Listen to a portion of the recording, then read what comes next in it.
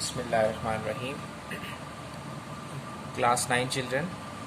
Now girls, we are going to start last two theorems relevant to chapter number 12, and inshallah from Monday onwards we will start new chapter of physics, chapter number 4. Very important chapter in physics. So inshallah we will continue from Monday onwards. So this evening we are going to wind up this chapter number 12. Last two theorems starting from lecture number 37. You can see I have written here definitions before theorem number 12.3 and 12.6. Basically these two theorems are converse of each other. That's why we have selected to explain these two theorems this evening. So there are 6-7 important definitions before starting these two theorems, starting from number 1. Girls, I think you are already familiar with the word bisectors and right bisector of a line segment. Suppose we have this line segment AB, M is the midpoint. So there are, girls, infinite number of bisectors of this line segment are possible. All those lines which are passing through this midpoint, right, known as bisector. So since there are infinite number of bisectors are possible, so that's why we have written here bisectors, more than one. But right bisector which passes through this midpoint M and also makes an angle of this 90 degree with this line segment, that is unique one. All the rest are bisectors only because they are making different angles.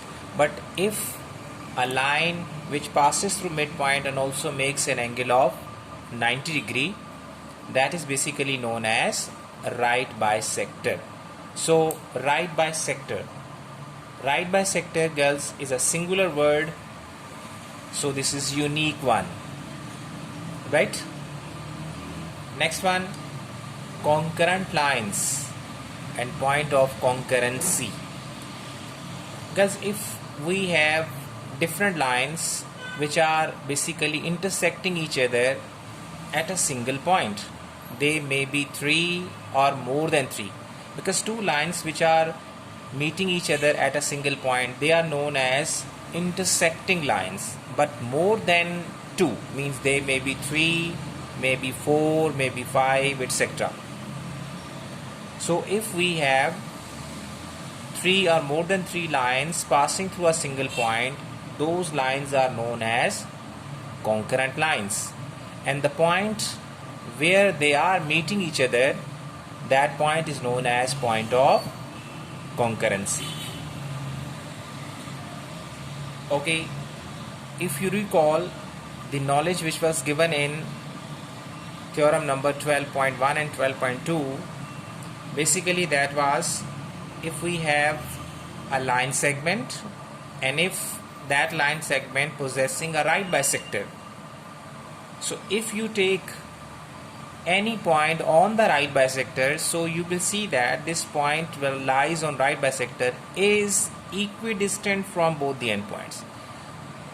But condition is, if you have a line segment and if there is a right bisector, then if you take any point on the right bisector, that will be equidistant from both the endpoints of that line segment. Next one is, if we have a line segment and there is a point P outside it. Okay, if this point is equidistant from both the endpoint, then it means it lies on the right bisector. And here, if we have a line segment and there is a right bisector of that line segment, if you take point on the right bisector, that will be equidistant from both the endpoints. If this point is equidistant from both the endpoints, then it lies on right bisector. This lies on right bisector and point P is equidistant. Here point is equidistant, lies on the right bisector. Basically these two theorems, one was theorem 12.1, second was 12.2. These two theorems we have already proved and they are converse of each other. Next one, transitive property. Transitive property you have done, girls, in chapter number 2. Even in class 8 you have done this. If A is equals to B and B is equal to C, then what is the relation existing between A and C? They will be equals to each other. Similarly, the relationship between B and C, because A is equals to B and same A is equal to C, then what about B and C? Definitely they will be same. So this property of real numbers is known as transitive property. Next one is, girls, angle bisector. Now girls, if we have a particular angle, suppose if I consider this angle, right? Now this is angle AOB, right? And if we draw a ray which bisects this whole angle AOB and dividing into two equal halves, one half above this ray, remaining half below this ray, and they are equal in magnitude. So it means now this ray that time is known as angle bisector, right? So the coming two theorems, basically you have done theorem number 12.4 and 12.5. Next one is number 6, distance from point to a line. If we have any point outside that line or line segment, if we say the distance from this point to line is 5 centimeter, it means this distance definitely will be perpendicular distance. Distance means perpendicular distance, but in short way we call as distance, but that distance is always perpendicular.